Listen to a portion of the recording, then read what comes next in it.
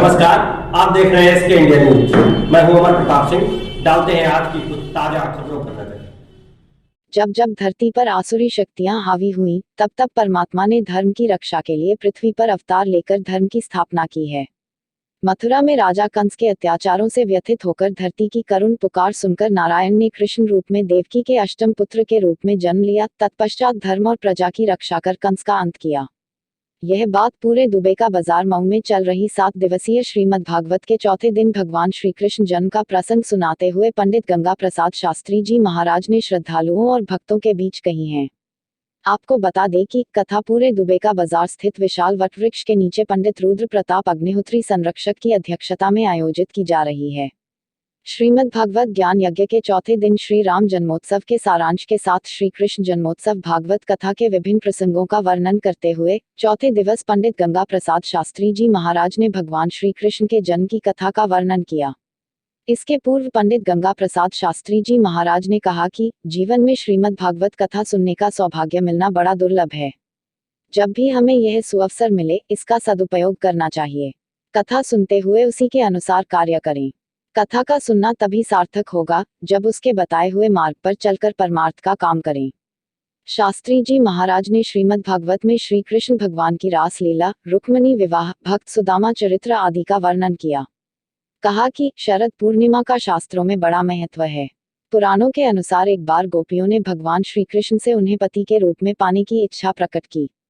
भगवान श्री कृष्ण ने गोपियों की इस कामना को पूरी करने का वचन दिया। अपने वचन को पूरा करने के लिए भगवान ने रास का आयोजन किया। सभी गोपियां सज धज कर नियत समय पर यमुना तट पर पहुंच गई, जहां श्री कृष्ण ने महारास रचाया था। यहां भगवान ने एक अद्भुत लीला दिखाई। जितनी गोपियां थी उतने ही श्री कृष्ण के प्रतिरूप प्रकट हो गए। शरद पूर्णिमा की रात में चंद्रमा अपनी 16 कलाओं से पूर्ण होता है। उन्होंने श्रीमद् भागवत कथा के पूर्व रामकथा का संक्षिप्त में वर्णन करते हुए कहा कि मर्यादा पुरुषोत्तम भगवान श्री राम ने धरती को राक्षसों से मुक्त करने के लिए अवतार धारण किया। कथा में कृष्ण जन्म का वर्णन होने पर समूचा पांडाल खुशी से झूम उठा। मौजूद श्रद्धालुओं यजमान शिव कुमार माली सपत्निक, रत्नेश कुमार अग्निहोत्री उर्फ टीटू, श्रीकांत अवस्थी नंबरदार, करण कुमार बाजपाई, अरुण मिश्रा, पारसनाथ मिश्रा, शुभम गुप्ता, शिव बहादुर पांड्या, मनोज कुमार पांड्या, हरकेश सिंह, शिवदान सिंह, हरि नारायण मिश्रा उर्फ डॉक्टर कर्रिया, अखिलेश यादव, राम अवतार तमोली, शत्रुघ्न जायसवाल, मनसू अवस्थी, श्यामलाल, शक्ति शरण तिवारी, राजन बाजपाई, सुमित तथा पंडाल में बैठे सैकड़ों भक्त और श्रद्धालुओं ने भगवान श्री कृष्ण की जय जयकार के साथ झूमकर श्री कृष्ण जन्म की खुशियां मनाई।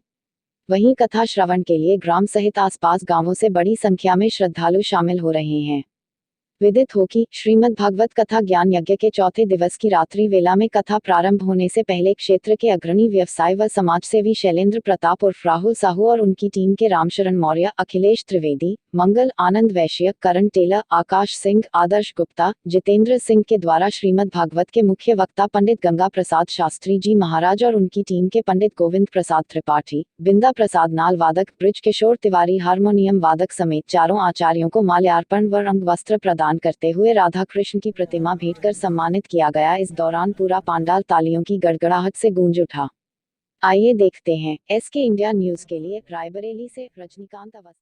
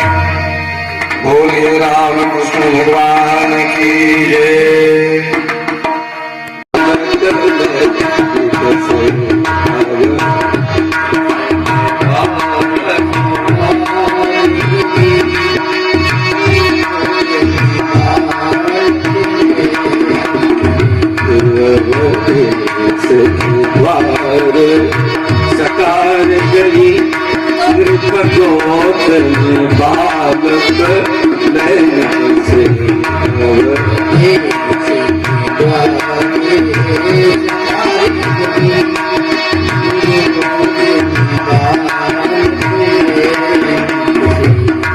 भगवान श्री राम को लेकर आ गए चक्रवर्ती सम्राट बाहर। भगवान फिर भी नहीं चुप हुए तो दासी बोल पड़ी झाड़ू लगाने वाली कि एक बार हमको भी तो दे दो, पूरे परिवार वाले परेशान हो, लाओ जरा हम भी तो गोदी में लेके देखें तुम्हारे बच्चे को क्या हो गया है। और जब चक्रवर्ती सम्राट उस बालक को उसकी गोदी में दिया बस चुप हो गए। राम बोलिए श्री राजा रामचंद्र भगवान की जय। अपना दान ले जाना, जैसे हम आप भी चाहते हैं तो कोई भाई गेहूं लाद के तो गया नहीं, गंगा पुत्र कहता है कि भाई संकल्प कर दो, हम आएंगे तुम्हारे यहाँ से ले जाएंगे। तो विपुल दान वही देव नबी है, सबको मेरा खूब दान दिया हर्ष आदि। अब क्या हुआ, दादी सोन तब कथा सुनाई, जही प्रकार सुर सर मई आए। गंगा जी के उत्पत्ति की कथा सुनाते हैं। हम आप जहां बैठे हैं इसको कहते हैं मृतलोक, भूलोक, भूतल।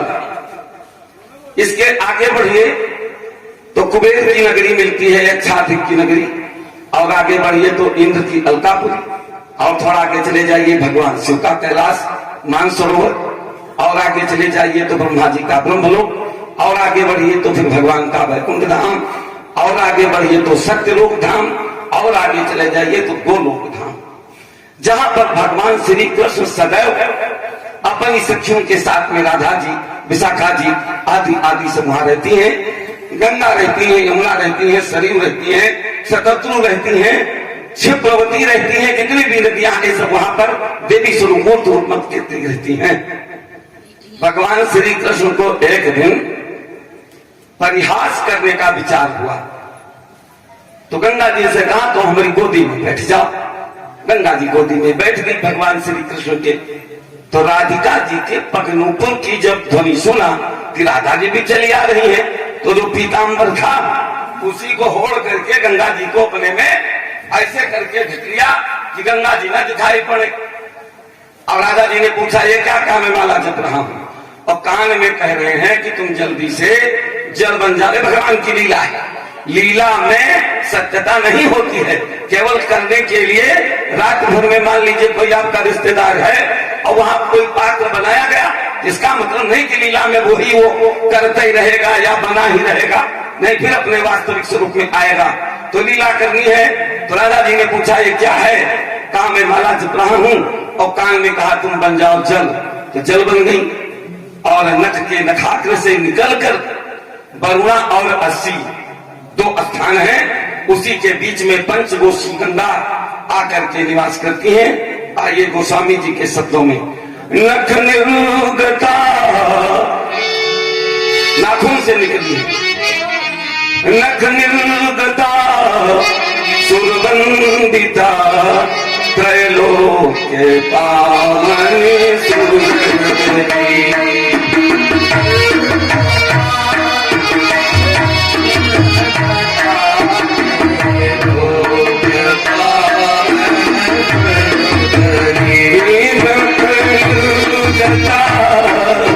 सुरवंदिता त्रैलोक के पावनी सुरवंदिता।